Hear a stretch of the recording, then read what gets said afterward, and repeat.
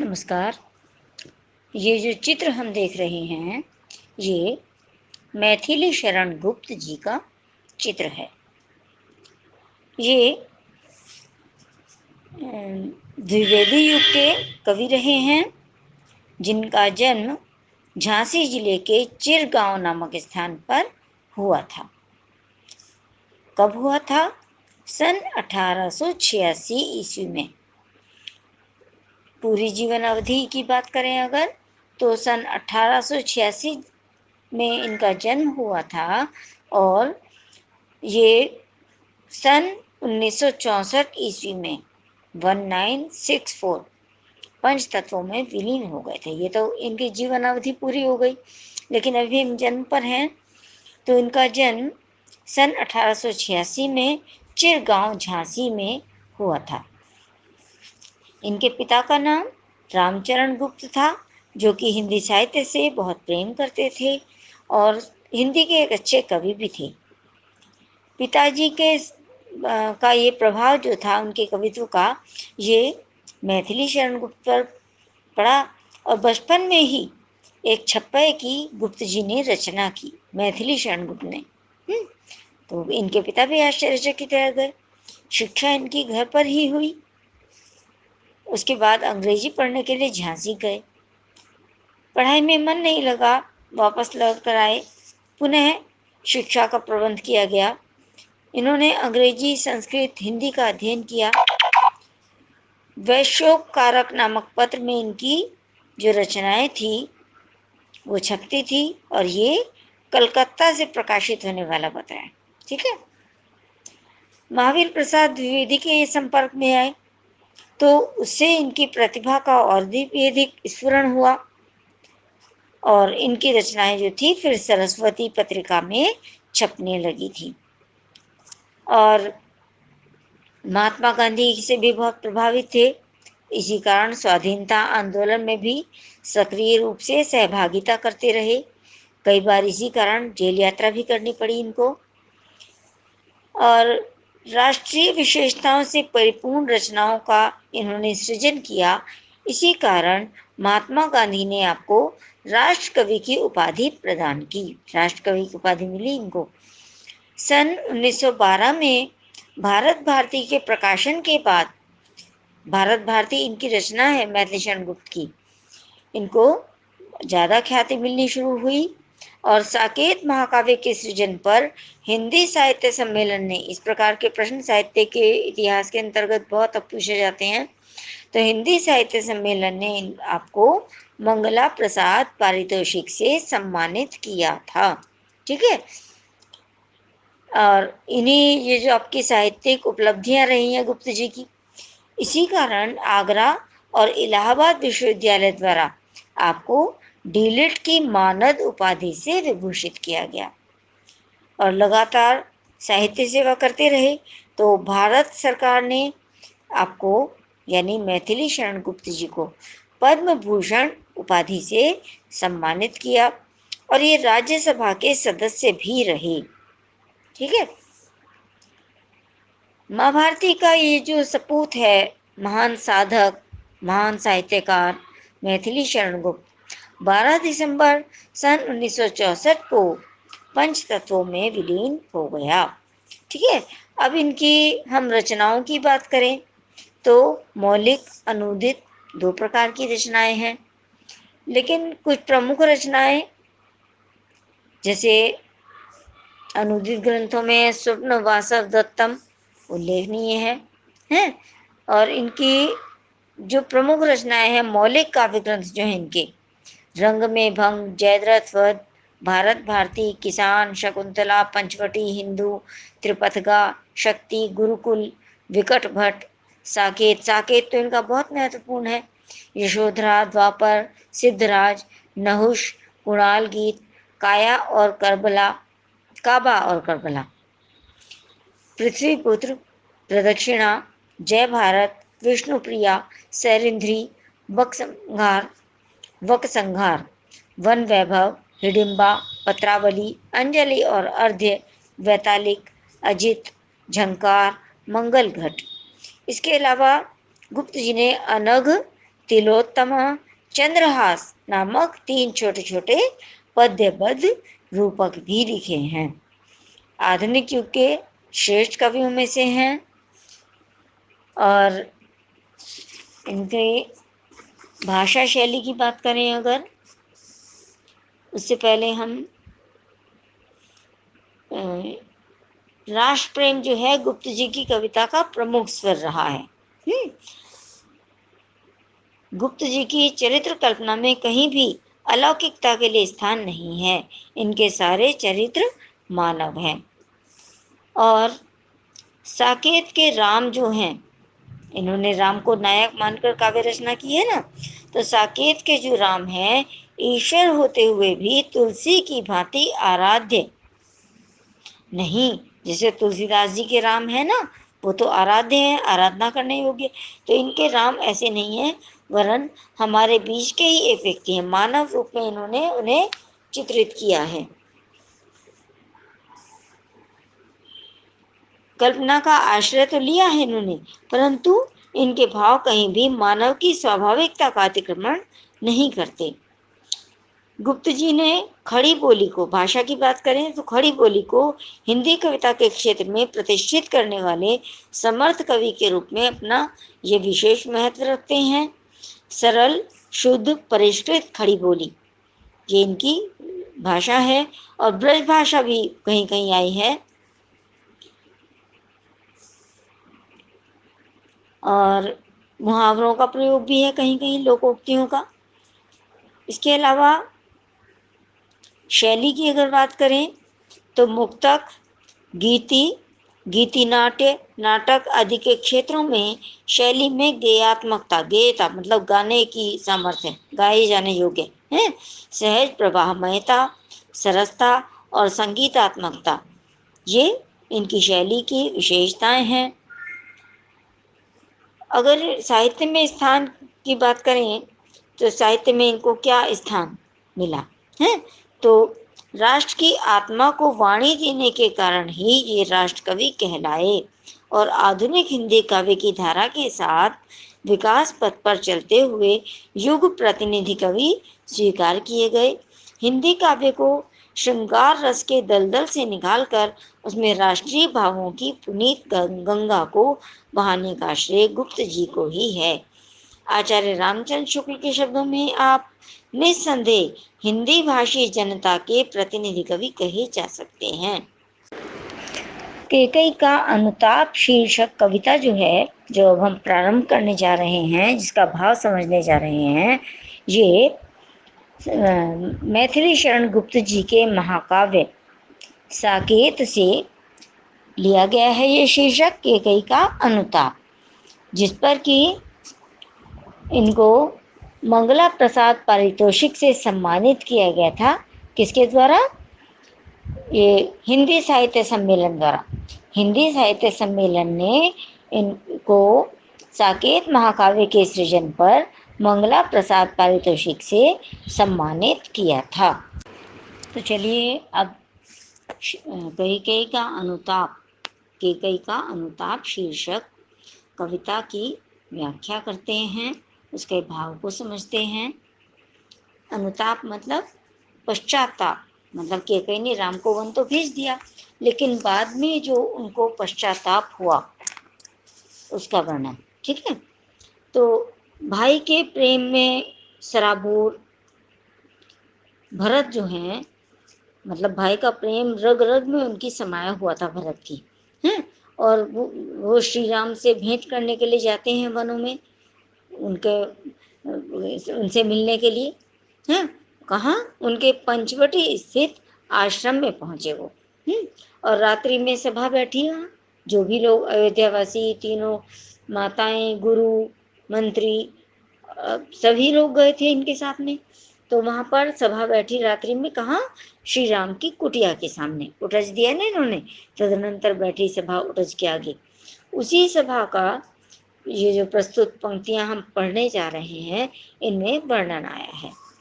तो जब श्री राम से मिलने के लिए भरत वहाँ पहुँचे, तो उस समय पूरी सभा, जो भी अयोध्यावासी आए थे, तीनों माताएं, गुरु, मंत्री, हैं।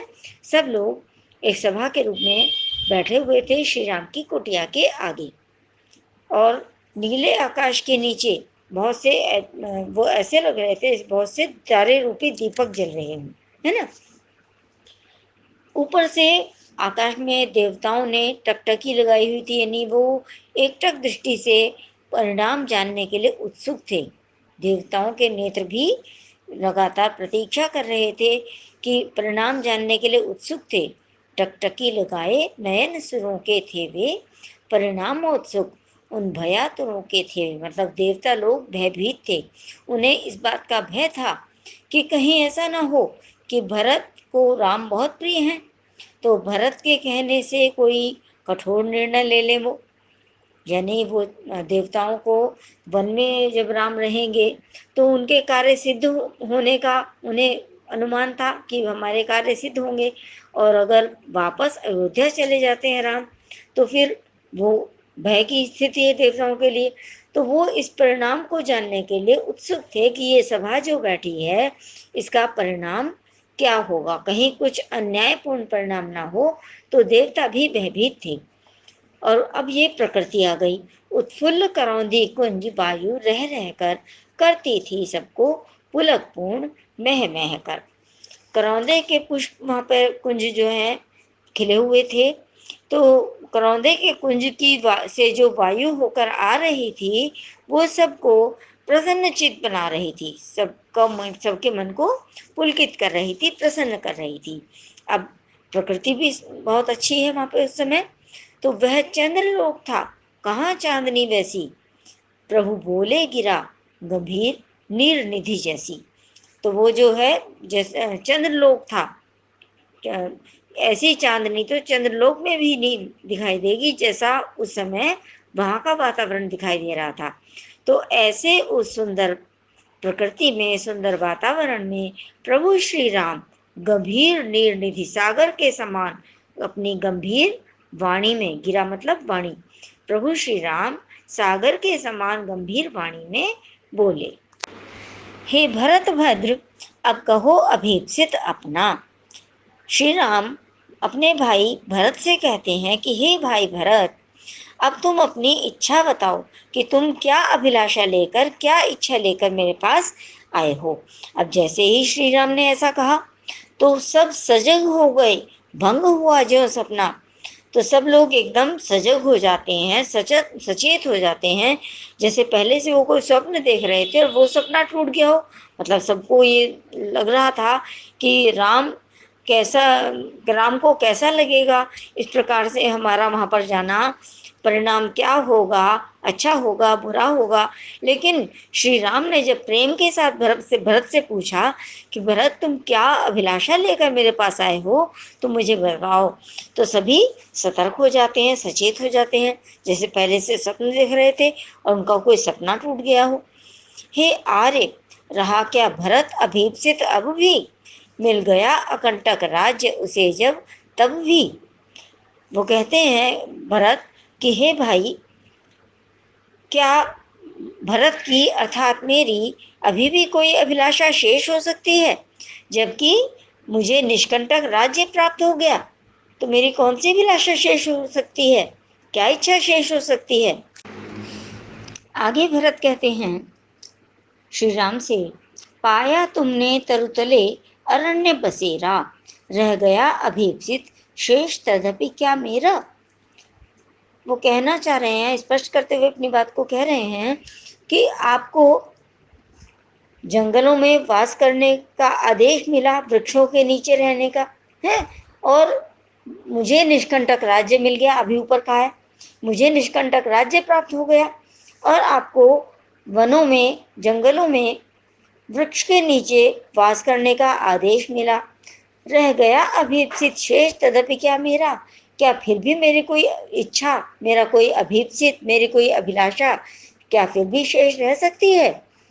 तनु तड़प तड़प कर तप्त तात ने त्यागा, पिताजी ने आपके वियोग में तड़प तड़प कर अपना शरीर त्याग दिया, अपने प्राण त्याग दिए।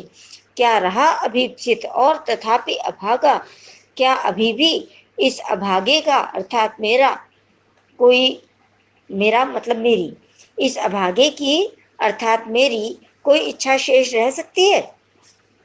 हाँ, इसी अयश के हेतु जनन था मेरा, निज जननी ही के हाथ हनन था मेरा। ये भरत जो हैं बहुत धैर्यहीन होते हुए कहते हैं राम से कि इसी भाई, इसी अपयश को अर्जित करने के लिए इस संसार में मेरा जन्म हुआ था क्या? अपनी माता के ही हाथों में इस प्रकार से मेरा चरित्र हनन हुआ है। मतलब बहुत दुखी है भरत इस बात को लेकर कि उन्हें राजगद्दी देने का विचार किया जा रहा है और श्री राम को वनवास दे दिया गया। ठीक है, आगे भरत कह रहे हैं, अब कौन अभीप्सित और आर्य वह किसका?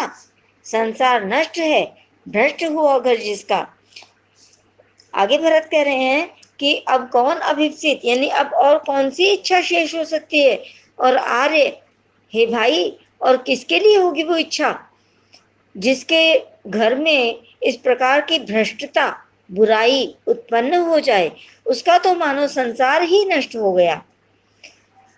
मुझसे मैंने ही आज स्वयं मुंह फेरा, हे आर्य बता दो तुम्हें अभीप्सित मेरा। आज मुझे स्वयं पर ही ग्लानि का अनुभव हो रहा है, मैं स्वयं से नजरें भी नहीं मिला पा रहा हूँ, मैं स्वयं से भी निगाह नहीं मिला पा रहा हूँ, आत्मग्लानि का अनुभव हो रहा है। तो हे भाई राम, आप ही मुझे बता दीजिए कि अब मेरी और कौन सी इच्छा शेष हो सकती है।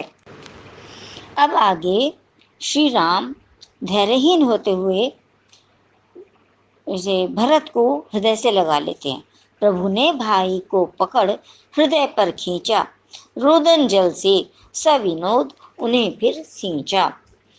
प्रभु श्री राम ने धैर्यहीन होते हुए भरत को पकड़कर हृदय से लगा लिया और उन पर आंसू बरसाते हुए कहने लगे, उसके आशय की थाह मिलेगी किसको, जनकर जननी ही जान न पाई जिसको। वो कहते हैं कि जिसके विचारों की गहराई को उसको जन्म देने वाली माता ही न समझ सकी, तो इस संसार में उसके मन की बात को, उसकी भावनाओं को और कौन समझ सकता है? अर्थात तुम्हारे विचारों की गहराई को, तुम्हारे मन के भावों को इस संसार में मैं तो समझ सकता हूँ, परंतु हर कोई व्यक्ति नहीं समझ सकता। यह सच है तो फिर लौट चलो घर को, यह सच है तो अब लौट चलो तुम घर को। चौंके सब सुनकर अटल केकई स्वर को। अब केकई जिसके कारण वनवास मिला था श्री राम को, वो कह रही है कि अभी भी तुमने जो कहा है राम, अगर तुम जो कह रहे हो ये सच है तो अब तुम घर लौट चलो। और केकई ने जैसे ही ये बोला तो वहां सभा में जो भी लोग बैठे हुए थे केकई के इस अटल स्वर को सुनकर अचानक चौंक जाते हैं, आश्चर्यचकित हो जाते हैं कि इसी केकई ने राम को वन भेजा था और यही आज कह रही है कि अगर ये बात सच है कि मैं भरत के विचारों को नहीं समझ पाई और तुम इसे जानते हो, तुम इसके विचारों को समझते हो, ये बात सच है तो तुम अब घर लौट चलो। तो सब चौंक जाते हैं, आश्चर्यचकित हो जाते हैं एकदम कि केकई ऐसा बोल रही।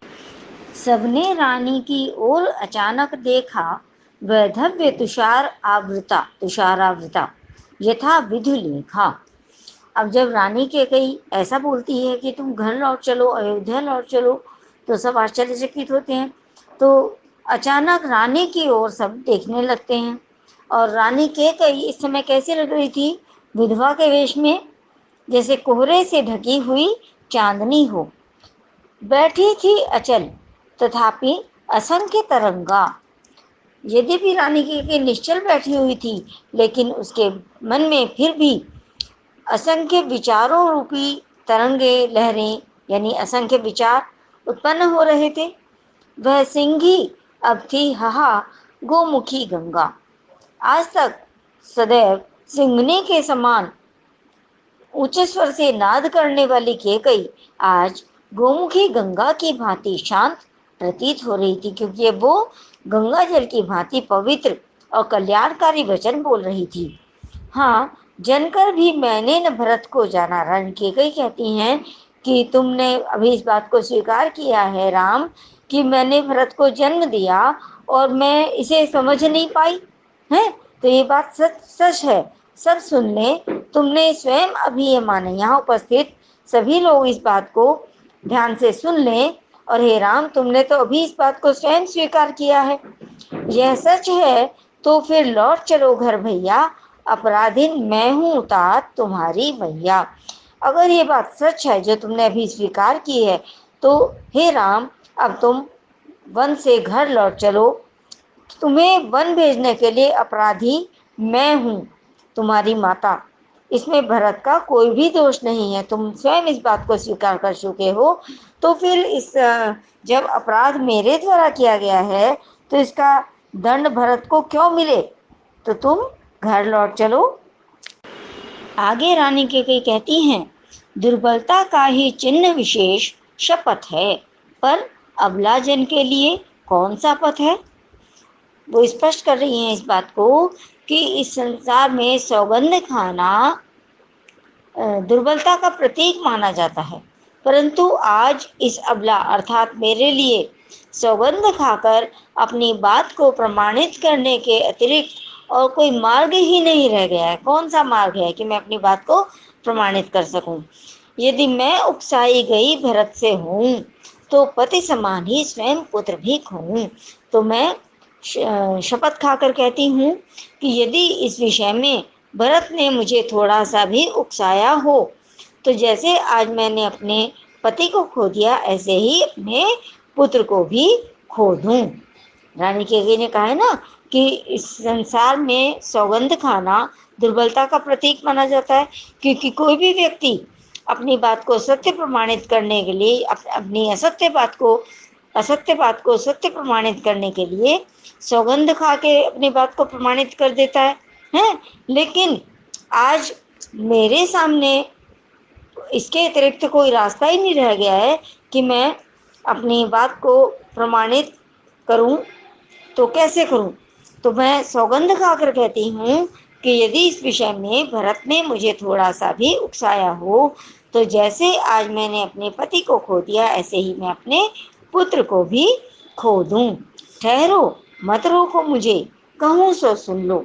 आगे वो सबको रोकती हैं कि ठहर जाइए सब, कोई मुझे मत रोकिए। मैं जो कह रही हूँ उसे सब ध्यान से सुन लीजिए। पाओ यदि उसमें सार, उसे सब चुन लो। अगर मेरी बातों में थोड़ा सा भी सार हो, भाव हो, तो उसे ग्रहण कीजिए। करके पहाड़ सा पाप मौन रह जाऊं। मेरे द्वारा जो ये कुकृत्य किया गया है राम को वन भेजने का, तो ये तो बहुत बड़ा पाप हुआ है, पहाड़ के समान बड़ा है। तो इतना बड़ा पाप करके मैं मौन कैसे रह सकती हूँ कि मैंने इतना बड़ा पाप किया और मैं मौन रह जाऊं और छोटा सा भी पश्चाताप ना करूं। ऐसा कैसे हो सकता है। राई भर भी अनुताप ना करने पाऊं। अनुताप मतलब पश्चाताप। तो ऐसा तो संभव ही नहीं है कि पहाड़ के समान बड़ा पाप करके मैं मौन रह जाऊं और उसके लिए छोटा सा भी पश्चाताप ना करूं। जिस समय रानी कैकेयी अपने दुष्टतापूर्ण कृत्य के लिए, जो कुकृत्य उनके द्वारा हुआ था, उसके लिए पश्चाताप कर रही थी, तो उस समय चांदनी रात जो कि तारों से जड़ी हुई थी, तारे चमक रहे थे, चांदनी रात थी। तो ओस के रूप में मानो वो आंसू टपका रही थी। रोती थी नीरव सभा, हृदय थपकाती। और आकाश के नीचे खुले वातावरण में जो सभा बैठी हुई थी, शांत भाव से वो अपने हृदय को किसी भी प्रकार से सांत्वना देने का प्रयास करते हुए मानो वो अंदर से रो रही थी। सबके मन में यही विचार आ रहा था कि उल्का सी रानी दिशा दीप्त करती थी। जिस रानी कैकेयी ने उल्कापात करके सारे अयोध्या को के समाज को नष्ट कर दिया था, वो आज अंधकार में प्रकाश बिखेर रही है। रानी कैकेयी के विषय में आश्चर्य हो रहा था सबको कि इसी रानी कैकेयी ने उल्कापात करके अयोध्या के सारे समाज को नष्ट कर दिया था, और आज वही रानी कैकेयी अंधकार में प्रकाश बिखेर रही है। मतलब वो ऐसी बातें कह रही है ना कैकेयी कि उसको पश्चाताप हो रहा है कि उसने जो किया, उसके द्वारा जो ये हुआ वो सब गलत था। तो ऐसा करके रानी कैकेयी सब में भय, विस्मय और खेद भरती थी। रानी कैकेयी जब पश्चाताप कर रही थी तो उनकी बातों को सुनकर सब में भय, आश्चर्य और दुख के भाव उत्पन्न हो रहे थे। क्या कर सकती थी मरी मंथरा दासी? वो कहती हैं कि बेचारी मंथरा दासी तो एक साधारण दासी है, वो क्या कर सकती थी? ये तो, उसमें मंथरा का मतलब कोई दोष नहीं है। मंथरा क्या कर सकती थी? वो तो एक साधारण दासी है। तो ये तो दोष मेरा ही था, जो कि मेरा मन अपने ऊपर विश्वास नहीं कर पाया। अब आगे रानी कैकेयी अपने मन को संबोधित करते हुए कहती हैं, जल पंजरगत अब अरे अधीर अभागे, वे ज्वलित भाव थे स्वयं मुझी में जागे, स्वयं तुझी में जागे। रानी कैकेयी कहती हैं कि हे मेरे शरीर रूपी पिंजरे में रहने वाले मेरे मन, जो कि तू धैर्यहीन हो गया था, अभागा है। हे धैर्यहीन और अभागे मेरे मन, मेरे शरीर रूपी पिंजरे में रहने वाले धैर्यहीन और अभागे मेरे मन, वे बुरी भावनाएं जिनके कारण राम को वन भेजा गया था, वे तेरे अंदर ही तो उत्पन्न हुए थे। तो अब तू उनसे उत्पन्न दुख की अग्नि में जलता रहे।